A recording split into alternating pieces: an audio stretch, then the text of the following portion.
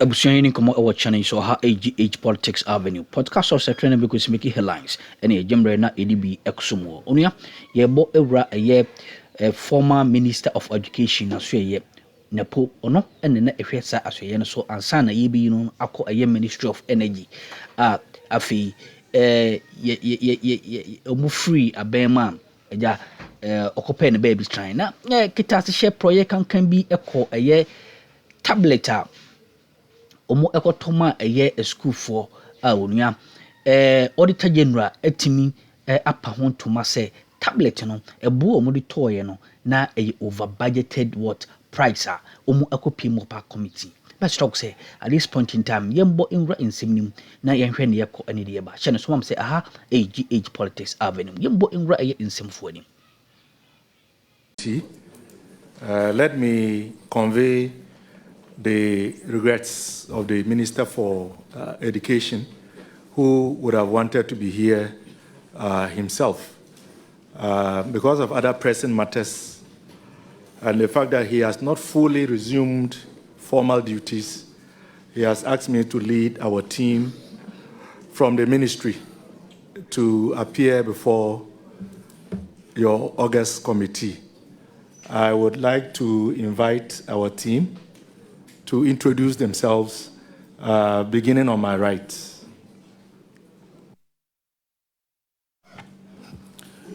My name is Dr. Imoro Musa, Acting Director of Finance, GES. My name is Benson Jerry, Internal Audit, GES. Smile GC, Deputy Director General in charge of Management Services, Ghana Education Service. Lydia Isua, Chief Director, Ministry of Education. Good afternoon, Honorable Chair. My name is Patrick Carter, the Head of Budget at the Ministry of Education. I'm Emmanuel Otin, Head of Finance.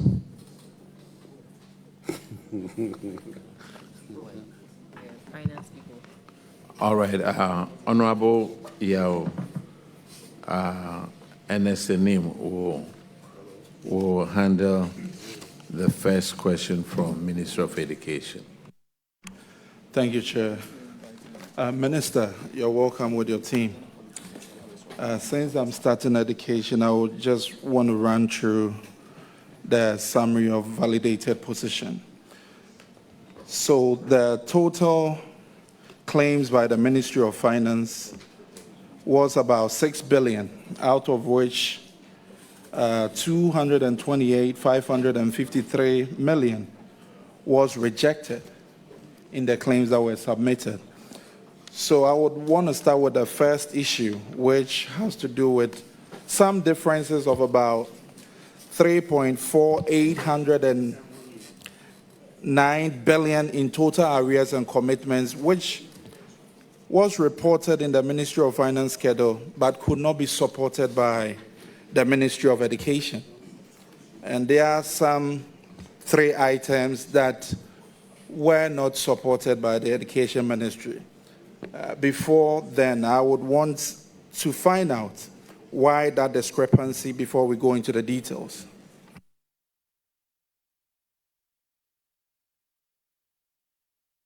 Most grateful, Mr. Chairman.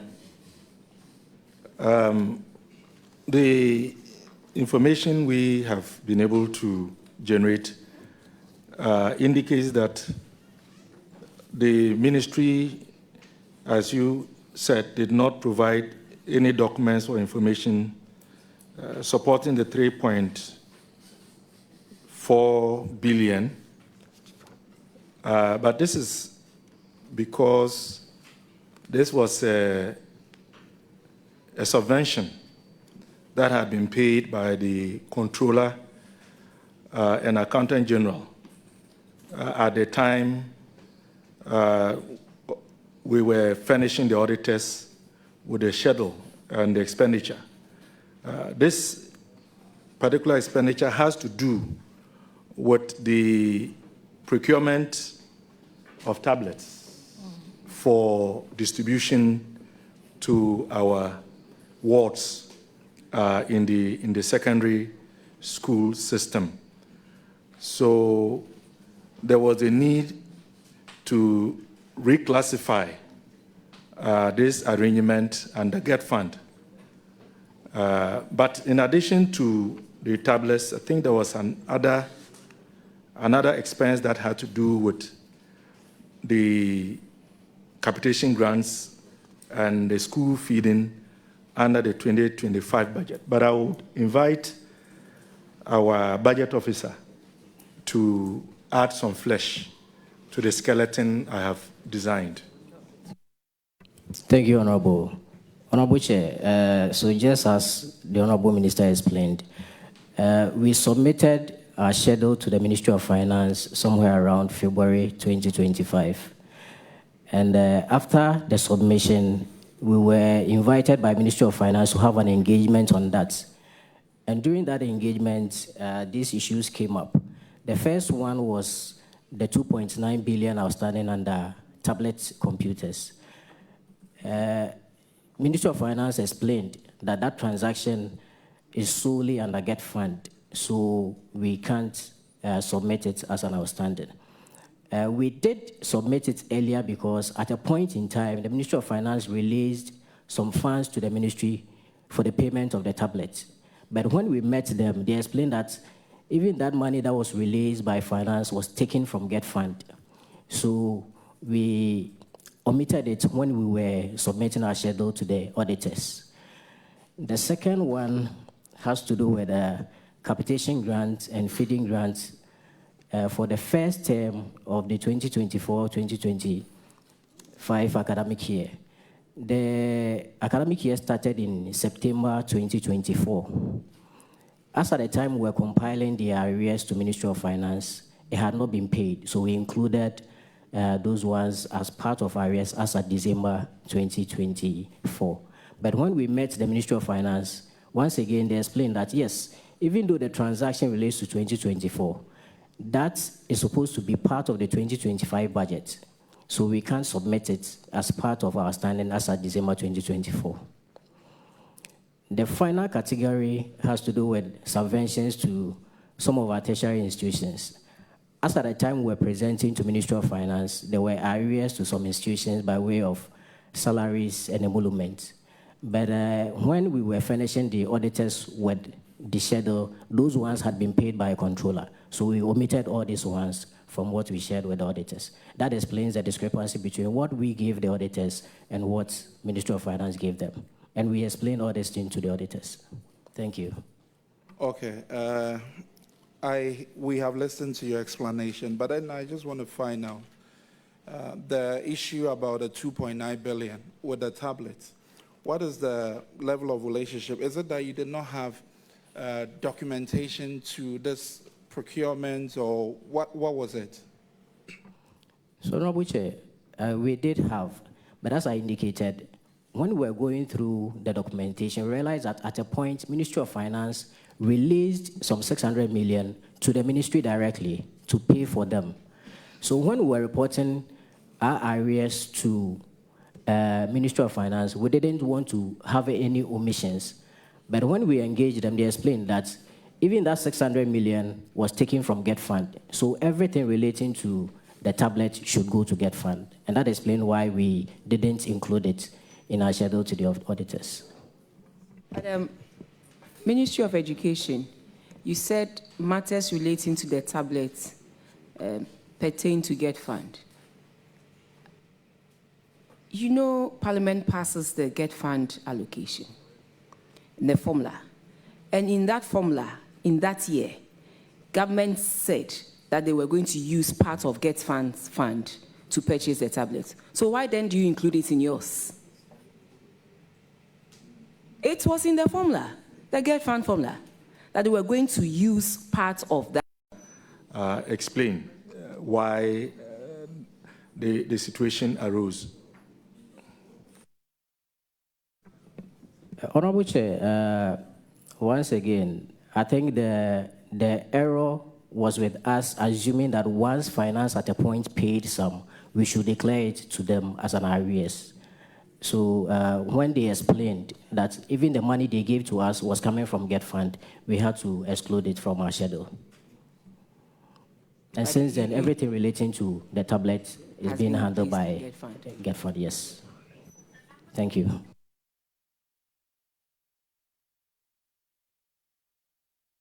So, yeah. Okay, so the next infraction will be taken by Honorable Akwesi Kwenedu. Thank you very much, Chairman. Chairman, this infraction has to do with some overpayments or overestimations that were made when the auditors went through your schedule of payables and also trying to confirm same with the suppliers that you made mention of. They found a discrepancy of about 160 million. And the first one has to do with a BTA in relation to GTech. That is the tune of 159 million. But when the auditors, per their report, contacted GTech, GTech said, you don't owe them, so there ought not to be any payable in that schedule in relation to them. So I would want us to speak to that one, and also very importantly, also to Spence Estate Ghana. You put in the schedule 799,810 Ghana cedis, but a confirmation from the vendor that is Spence Ghana said they were owed 79,810. So what accounted for these discrepancies that had to go for it to be rejected? Honorable Chair, with your kind permission, I would invite our Director Budget to respond.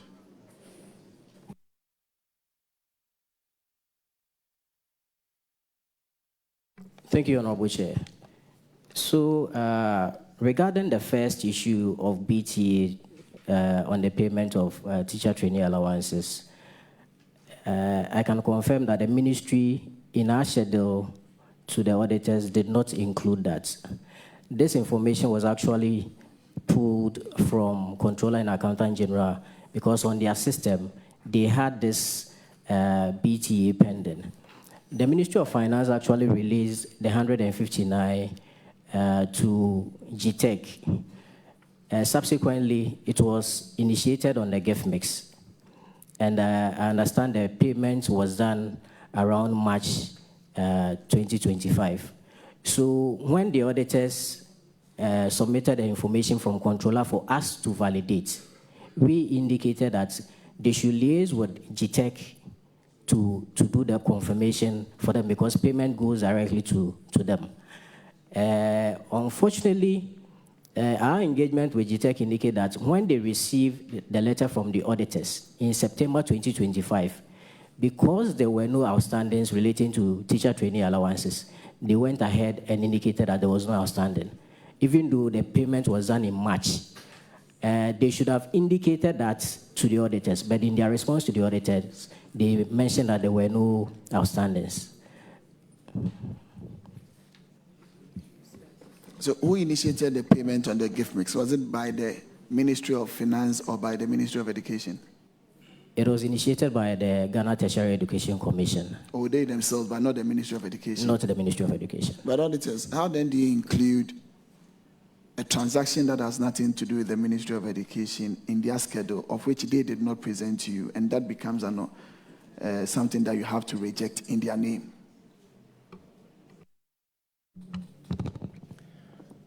Honorable Chair, per the schedule we received from the Ministry of Finance, the 159 was included in that schedule.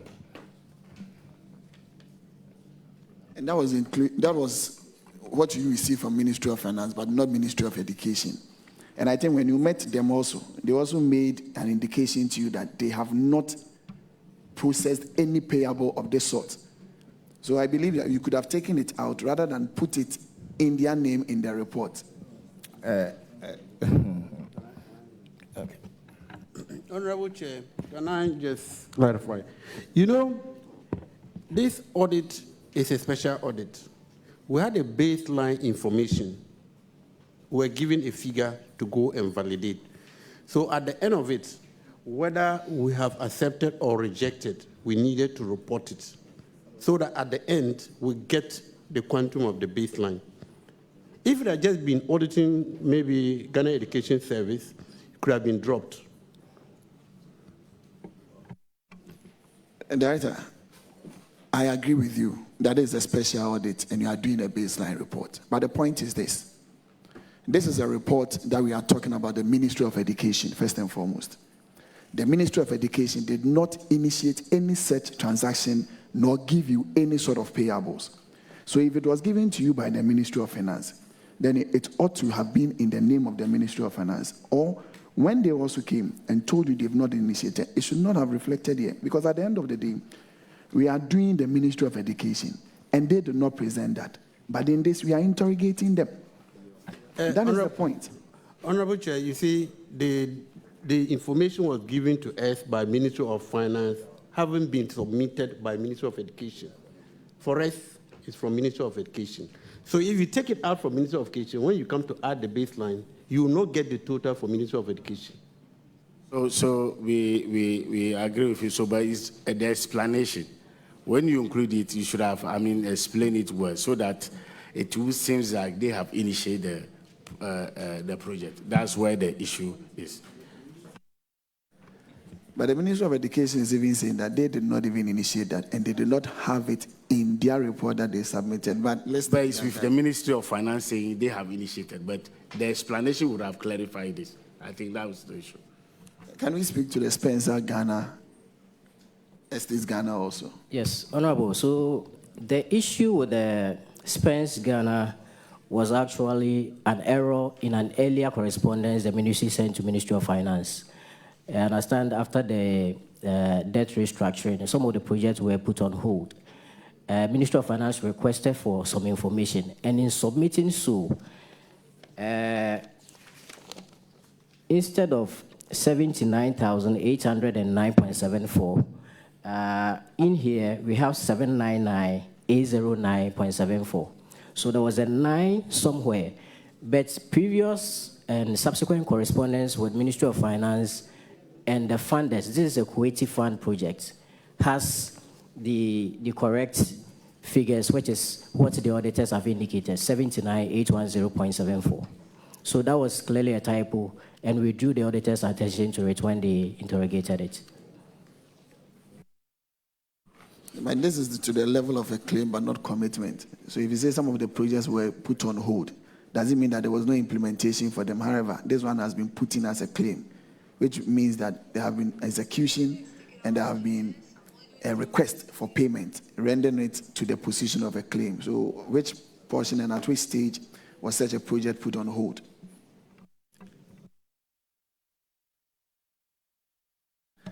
Honorable Chair, with your kind permission, I want to invite another of our officers to respond to this. FPMU, proceed. Thank you, Honorable Chair. May I humbly request that the officer be sworn in, given that this is a house of records, so that should he perjure himself, he will be held duly liable. Although I know he will not, but... Yeah, so the clerks need to swear in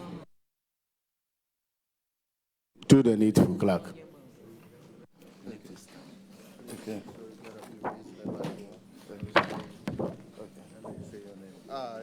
I, Nilante Kwakupom, do in the name of the Almighty God swear. Do in the name of the Almighty God swear. That the evidence I shall give before this committee. That the evidence I shall give before this committee. Touching the matter in issue. Touching the matter in issue. Shall be the truth. Shall be the truth. The whole truth. The whole truth. And nothing but the truth. And nothing but the truth. So help me God. So, gentlemen, can you introduce yourself, please? Honorable Chair, my name is Neil Ante Kwakupom.